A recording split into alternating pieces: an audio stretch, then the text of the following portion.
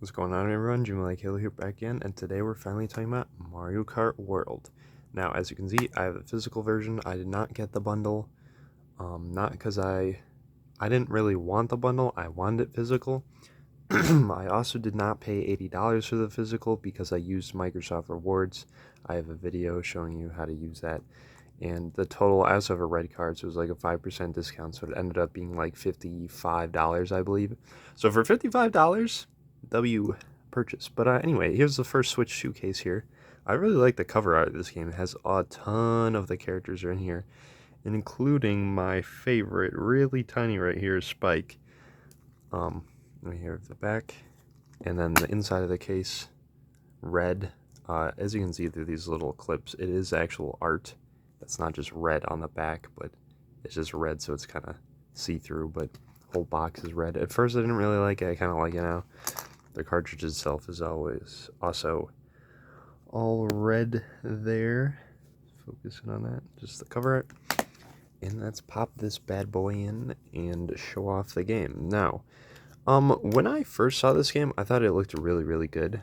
And of course, it's Mario Kart, so it's gonna be good. But I just wasn't sure how the whole like open world thing would be going, or how I would like it, or whatever. I thought it was really interesting. I'm gonna turn the brightness up, and I don't know. I thought it looked really fun, so I decided, yeah, I want to get the game. Do I want to get it for $80? No. Upon playing the game, is it worth $80? I say no. Maybe to someone else it is. I think $70. If I didn't have any discounts or anything, I could convince myself. Mario Kart to me, it's good.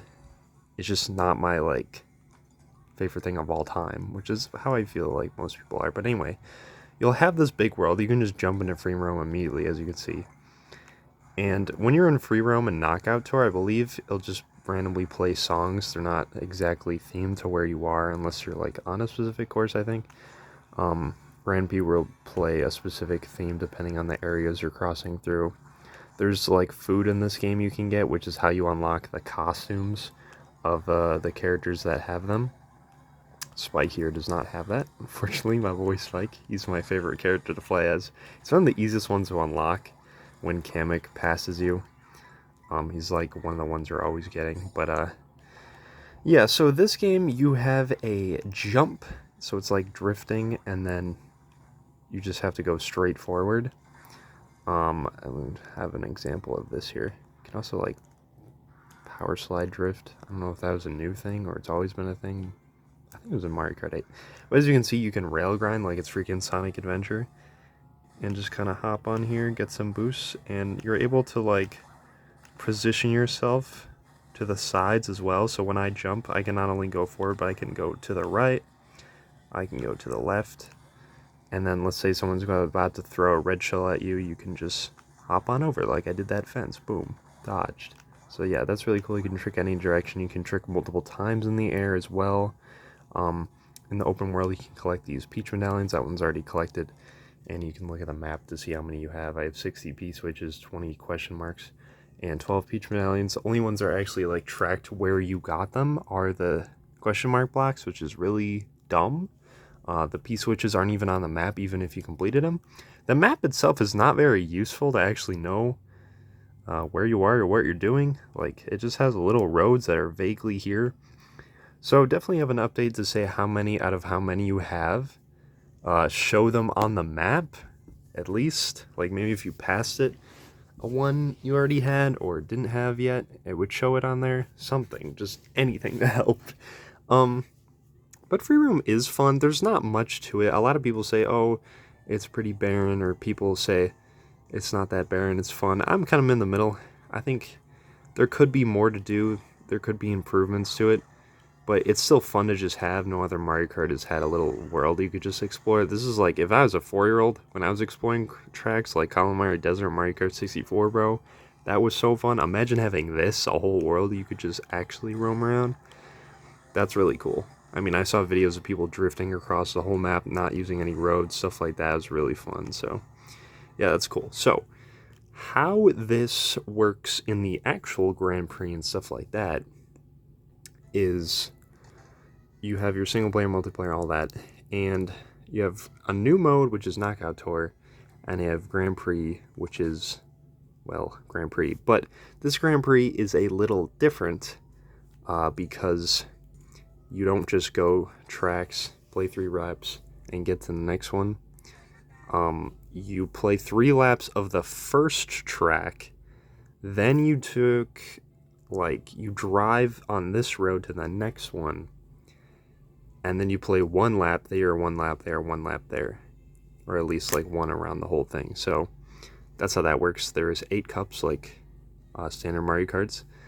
Not as much Mario Kart 8 Deluxe because of all the DLC. I'm sure this game will probably have DLC. I would assume so. So let's just jump into one of these. Kind of show you how it goes. Also, there's mirror mode in this game, which you can unlock as well. It's kind of convoluted, but basically you need 10 P switches, 10 question mark switches, 10 peach medallions. You need a gold cup on 150cc on all cups, and you need to beat Knockout Tour in all cups. You don't have to get silver, gold, bronze, or whatever. That's all you have to do. It was very convoluted when people were figuring that out. It was kind of funny. But yeah, so the normal race will just kind of start up as usual. Still boost on 2. I think it's a slightly different earlier or later timing on this. But yeah, the music, if anyone can say anything good about this game, people love the music. I do too. It has not just Mario Kart music from this game that's new, but also returning games, like Mario Kart Wii songs and tracks that aren't even in the game, but also like Mario Galaxy songs, Mario 64 songs, and they're like beautifully reorchestrated and amazing and awesome. But yeah, that's where I stand. You still also, it's not, I'm playing terribly, but the purple drift is not purple in this game. You still have double items as well, but oh, blue shell. In 3rd place? I got a blue shell in 3rd place? That didn't even help me! What the frick? I don't think I've ever seen that. I've seen a knockout tour when there's only 4 people and it's 4th, but 3rd place I'm getting a blue shell? See, there's things like that in the game where it's like, why? They just need to change these little things and make the game way better. But anyway, what was I saying? Purple drift, I get rainbow, that's your 3rd drift here. Still get extra boost. Anyway, coin counter doesn't just go up to 10 anymore. Goes all the way up to 20, which is very nice. I don't know if it's very nice, but the difference between the 10 coins and the 20 coins, the first 10 are more important than your last 20 are. Just because they add more overall speed and acceleration in the long run, I think. Somebody did a video on it that really helped me understand it, and I forgot, but useful stuff to know. New items, ice flower, the hammer, and the boot was kind of changed in this game. The feather's usable in regular modes besides battle mode, so speaking of the feather, you can jump over people, jump over shells. I think there's a way to kind of use it to jump high enough to avoid a blue shell, which is not intentional, I don't think, but that's just kind of how it works.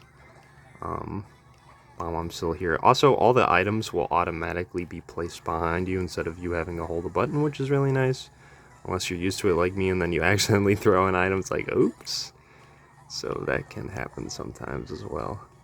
See if I can beat Donkey Kong here. Which also got redesigned in this game for also Bonanza. Take the little shortcut path. Yeah, but a lot of tracks are pretty replayable in this game since there's so many different routes and pathways for them.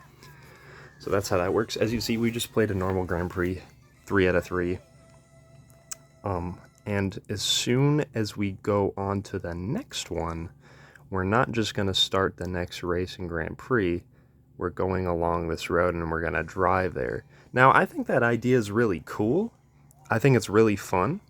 I just wish there was both like this Grand Prix and like a classic Grand Prix mode, because not having 3 laps of the other tracks kind of takes away from them because you don't get to fully experience them unless you play versus mode and specifically select that track and play 3 for 3 of the laps. But you see, eat a burger, Luigi doesn't change because based on the area is based on the costume you get.